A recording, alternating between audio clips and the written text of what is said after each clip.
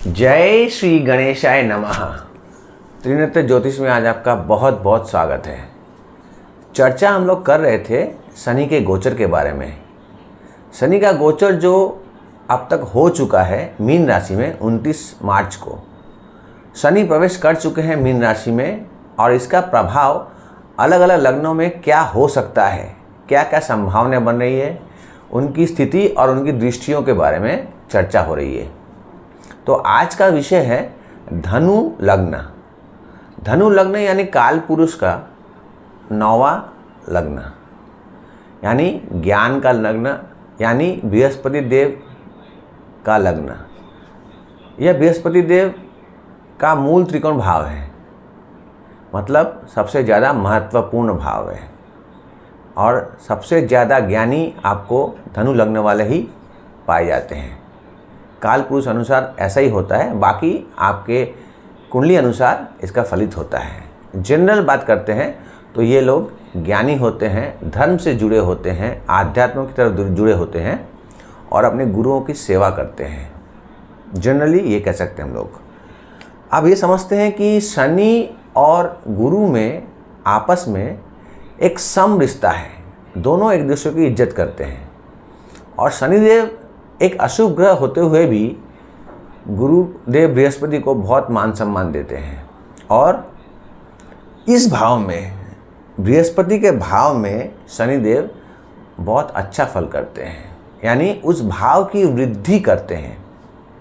चलिए आज का विषय शुरू करते हैं। अब तक क्या हो चुका था? अब तक ये हुआ था कि शनिदेव अपने मूल त्रिकोण राशि कुंभ में थे, तो यह भी उनकी अपनी स्थिति तो अच्छी थी, और अशुभ स्थान में अशुभ ग्रह अच्छे फल देते हैं, तो शनि भी अपने इस भाव में अच्छा ही फल किया होगा। पराक्रम भाव है ये, आपके पराक्रम को इस शनिदेव ने बढ़ाया होगा। अब उनकी दृष्टियों का फल भी समझ लेते हैं। उनकी दृष्टि कहाँ पर थी? 1, 2, 3 पंचम भाव पर। पंचम भाव यानी आपके संतान का भाव, आपके विद्या का भाव, आपके प्रेम का भाव। तो यहाँ पर शनिदेव, और वो भी मंगल की राशि मेष में, यहाँ पर शनिदेव कुछ अशुभता लाए हैं। हो सकता है कि यहाँ पर कुछ रुकावटें आई हो, कुछ विद्या ग्रहण करने में तकलीफ हुई हो, संतान संबंधी कुछ परेशानियाँ भी आई हों, या आपके प्रेम संबंध हुए होंगे, तो वहाँ पर विच्छेदात्मक स्थिति उत्पन्न हुई होगी, ऐसा हम लोग कह सकते हैं। उनकी 7वीं दृष्टि थी कर्क पर। यह भी, कर्क भी उनके शत्रु की राशि है, चंद्रदेव की राशि है। 7वीं नहीं, 1, 2, 3, 4, 5, 6, 7 नहीं, सिंह राशि पर थी। सिंह राशि पर, कर्क पर नहीं। सिंह राशि, यह भी सिंह के अधिपति सूर्यदेव, और सूर्यदेव और शनिदेव में आपस में मित्रता नहीं है, तो एक दूसरे के साथ दुश्मनी का व्यवहार है। तो यहाँ पर भाग्य में भी कुछ आपको तकलीफ अवश्य आई होगी। भाग्य से आप परेशान हुए होंगे, आपको उतना प्राप्त नहीं हुआ होगा जितने की आपने उम्मीद की होगी। और उनका 10वां भाव यानी कि आपका 12वां भाव यानी खर्चों का भाव, तो खर्च कुछ बढ़ भी गए होंगे, अनावश्यक खर्चों भी हुए होंगे जिसका नियंत्रण आप शायद नहीं कर पाए हों। तो ऐसी परिस्थितियों में मैं ये कह सकता हूँ कि कुछ पिछले 2.5 वर्ष में कुछ अच्छा फल आपने नहीं पाया होगा। परंतु अब स्थिति क्या है? आप शनि आ गए हैं आपके 4th भाव में, बृहस्पति देव के राशि में और केंद्र भाव में। तो यहाँ पर क्या होता है? शनिदेव इस भाव की वृद्धि करते हैं। तो यह भाव क्या है? यह भाव आपके माता का भाव है, यह भाव आपके वाहन का भाव है, यह भाव को कहते हैं सुख भाव। तो यहाँ पर आके शनिदेव आपके सुखों में वृद्धि लाने की कोशिश करेंगे।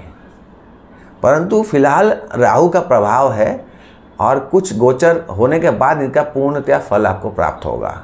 आप समझ के चलिए कि जून जुलाई महीना से आपको अच्छी परिस्थिति प्राप्त हो सकती है। यहाँ से उनकी 3री दृष्टि 6ठे भाव पर है आपके। 6ठे भाव यानी रोग ऋण शत्रु का भाव। तो यहाँ पर यह हो सकता है कि रोग ऋण शत्रु आपके बढ़ जाएं, परंतु बढ़ने के बाद भी उनका दमन भी शनिदेव कर देंगे।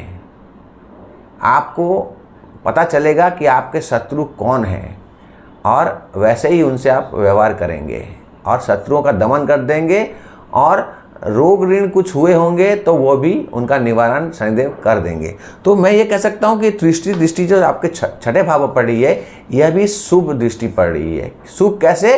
क्योंकि ये अशुभ भाव है। अशुभ भाव में शनिदेव की दृष्टि आपको अच्छा फल देगी। शनै कुछ आप अचानक से उम्मीद कर रहे हैं कि कुछ हो जाए, तो ऐसा नहीं होगा। अब शनिदेव की 7वीं दृष्टि आपके कर्म भाव पर पड़ रही है। कर्म भाव पर शनि की दृष्टि यानी आपको बहुत ज़्यादा कर्म करवा सकते हैं, परंतु आपको क्या करना है?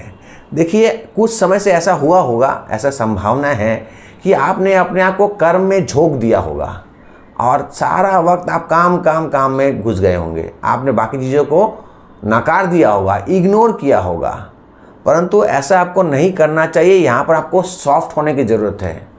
वैसे भी धनु लग्न वाले बहुत गुस्से वाले होते हैं, अग्नि तत्व की राशि है, तो इनका गुस्सा बहुत ज़्यादा होता है। तो यहाँ पर जब कर्म भाव पर जब दृष्टि पड़ रही है, 7वीं दृष्टि, तो यहाँ पर आपको थोड़ा नरम होने की ज़रूरत है। आपको समझना पड़ेगा कि कर्म आपके ऊपर हावी हो रहा है और आपको ठंडे दिमाग से कार्य करना है। शनिदेव खुद वायु तत्व की राशि है, ठंडे ग्रह हैं। आपको यहाँ पर शांति से काम करना है, गुस्सा बिल्कुल भी नहीं करना है, और आप कर्म के अधीन ना हो। कर्म आवश्यक है, कर्म तो करना ही पड़ेगा, परंतु ऐसा ना हो कि कर्म ही आपको ले डूबे। मतलब कर्म में आप इतने ज़्यादा अपने आप को झोंक देंगे कि आप सब कुछ बाकी चीज़ों को नकार देंगे। तो ऐसा ना करें, खुद पर ध्यान दीजिए, क्योंकि 10वीं दृष्टि आपके लग्न पर पड़ रही है। लग्न पर पड़ने से क्या होगा? आपके लग्न भाव में भी वृद्धि होगी, मतलब आपके स्वयं की वृद्धि होगी, क्योंकि यह भी बृहस्पति की राशि है, मूल त्रिकोण राशि है। तो आपका अपना अच्छा समय होगा खुद के लिए समय निकालिए, खुद के बारे में सोचिए। और यह शनि की जो दृष्टि है आपकी अच्छी दृष्टि है। तो मैं ये कह सकता हूँ कि ये जो समय है, ये जो कालखंड है 2.5 वर्षों का, और शनि एक घर में 2.5 वर्ष लगाते हैं और 30 साल के बाद यहाँ पर आए हुए हैं, तो यह भी आपके लिए शुभ है, अच्छा समय है। इस अच्छे समय का सदुपयोग कीजिए। और बृहस्पति देव के बारे में थोड़ा सा मैं कह देता हूँ कि अभी वृषभ में है और मिथुन पर आने वाले हैं, तो ऐसा हो सकता है कि आपके विवाह का समय भी आ जाए। अगर आप विवाह योग्य हैं तो आपका विवाह भी संपन्न हो सकता है बृहस्पति देव के आशीर्वाद से। परंतु यहाँ पर गुरु अतिचारी भी हैं, तो इस बारे में मैं चर्चा करूँगा अपने अगले वीडियोज़ में। तब तक मैं ये कह सकता हूँ कि ये जो 2.5 वर्ष का समय है, यह समय आपको खुद को समझने का समय है। खुद को समझिए, आपका उद्देश्य क्या है, किस लिए आपने जन्म लिया, आप कहाँ तक जा सकते हैं, अपनी मंजिल को तय कीजिए। क्योंकि धनु लग्न वाले तीरंदाज की तरह होते हैं, एक बार निशाना साध लेते हैं, फिर वो वहाँ से चूकते नहीं हैं, उनको वो चाहिए। और गुस्से वाले बहुत ज़्यादा, गुस्से को कंट्रोल कीजिए, आगे बढ़िए, खुद पर ध्यान दीजिए, कर्म में थोड़ा सॉफ्ट होइए। 7वीं दृष्टि आपको यही करे, कर्म को अपने ऊपर हावी मत होने दीजिए। कर्म करते रहिए, परंतु उसके अधीन न होइए। वह धीमा जहर की तरह काम कर रहा है आपके जीवन में, तो थोड़ा सावधान रहिए, सतर्क रहिए। वैसे ये कह सकता हूँ, यह समय अच्छा है, आप तरक्की करेंगे, आपके सुख में वृद्धि हो रही है, आपके कर्म भी ठीक हो जाएंगे, आपका स्वयं पर भी आप ध्यान देंगे, आपका स्वयं का भला होगा। बस आज का वीडियो में इतना ही। आज मुझे आज्ञा दीजिए, फिर मिलते हैं अगले वीडियो में। तब तक के लिए जय श्री राम।